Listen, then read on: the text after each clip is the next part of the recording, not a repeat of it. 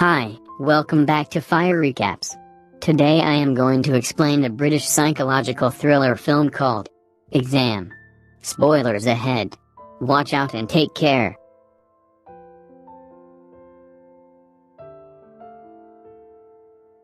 At the beginning of the movie, 8 candidates are shown getting ready for a hiring examination for a profitable corporate job. Some candidates motivate themselves with encouraging words, while some add a few touch-ups to their appearances before moving to the examination hall. The place is dimly lit with desks for every candidate kept uniformly throughout the room. It also has cameras to monitor their activities. After the 8 of them are seated, a guard with a gun enters the room, visibly making the candidates nervous. He is followed by a man who doesn't tell them his name and simply introduces himself as the invigilator. He then apologizes to them for the hardships they have faced to reach this room, revealing that the candidates have passed all the previous hiring processes and are the finalists. If they pass this last test, they will be getting the jobs of their dreams.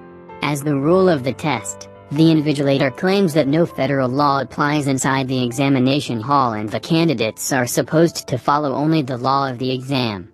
They are not allowed to communicate with the guard or the invigilator. Similarly, if they ruin the paper intentionally or accidentally and if they walk out of the room for any reason, they will be disqualified. The candidate will have 80 minutes to complete the test. There is only one question on the paper before them that they need to answer. The invigilator then asks them if they have any questions. When no one answers, he wishes them luck, starts the timer, and walks out. The candidates turn their respective papers around and see that it is completely blank. All of them look at each other in confusion. As time passes, they get more nervous. Hence, candidate number 2 starts writing on her paper why she thinks she is eligible for the job. The camera in the room zooms into her paper and the guard is told to throw her out because she ruined her paper. Number 2 begs for a second chance as the guard locks the doors on her. A while later, Number 5 realizes that the rule says they cannot talk to the invigilator and the guard, which means they can talk to each other.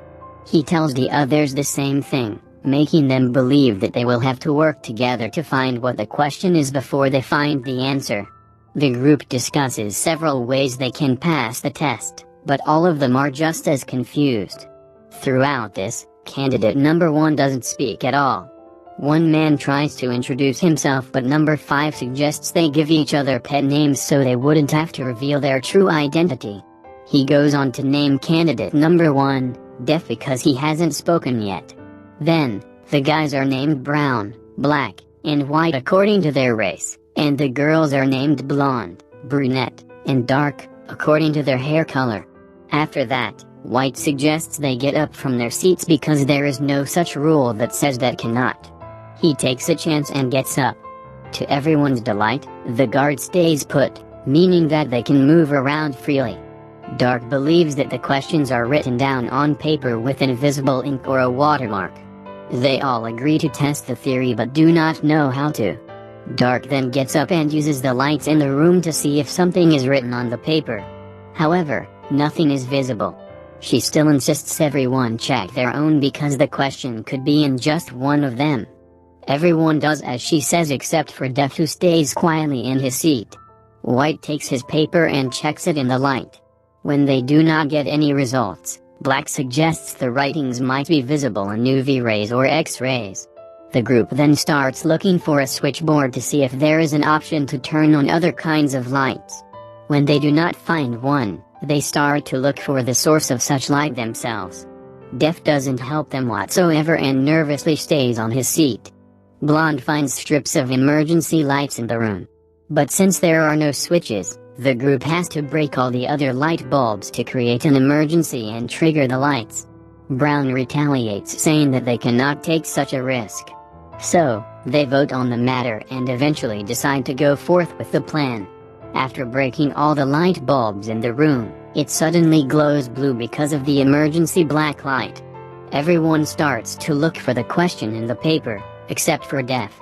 But they are disappointed again because they cannot see the question. Brunette asks everyone to remove the first layer of the strip light because they aren't lit. This might give rise to UV rays which can help them. They use the woman's heels to break the strips and reveal another form of light. However, they are again met with disappointment because these lights do not work either. Now the group only has 60 minutes left. A frustrated White asks everyone to think of alternatives. As they brainstorm ideas, White registers that they can do anything to number 2's paper since she is already disqualified. So, they gather around her desk and try tracing the paper with a pencil. Still, no question comes forth. White then tears her paper into sections so that they can use them to experiment with different methods. Next, he pees on one of the papers to see if it is liquid activated. However, that doesn't work either. Black and White get into a heated argument while discussing what they should do next, but they stop after hearing Def cry. He sobs silently in his seat while the others watch him in amusement. After that, the man starts to blabber in French. He asks them if they can see something in the paper and claims that the paper reflects their image. They do not think much about his blabberings and get back into discussing ideas. Everyone falls dead silent when Brown speaks. He proposes a theory of his own, claiming that they are not in an exam but are in some kind of betting show. The board members of the company have placed bets on who will crack under pressure, and the sole purpose of them being there is for their entertainment. Dark thinks that the board members probably have better things to do with their time, but according to Brown, money is the least of their concerns. With the amount of money they have in their life, the board members probably live for the risks. Now, everyone comes forward with their own ideas. Some claim that the invigilator might be behind this, while others say it might be the CEO. They begin to crack under pressure and insult each other. Brunette confidently says that there are no people watching them because the CEO is hands-on in the company. He has all of the company's rights and power over everyone. It is clear that she knows more about the company than anyone else. Brown asks her how she knows so much about the CEO. It turns out that Brunette is already working for the company in HR but has never seen the CEO.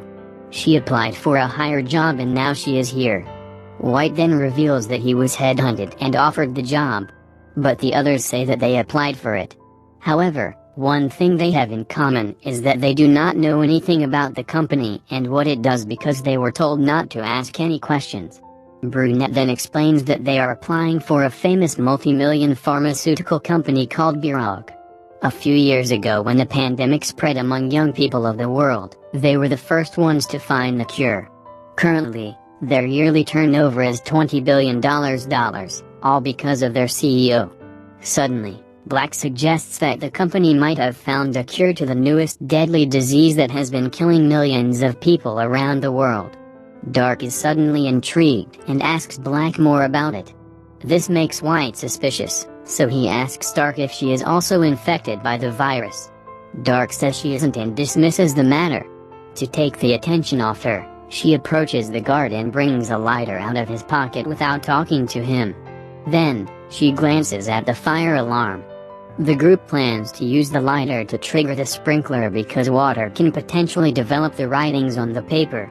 For this, Dark gets on top of a chair but doesn't reach the fire alarm.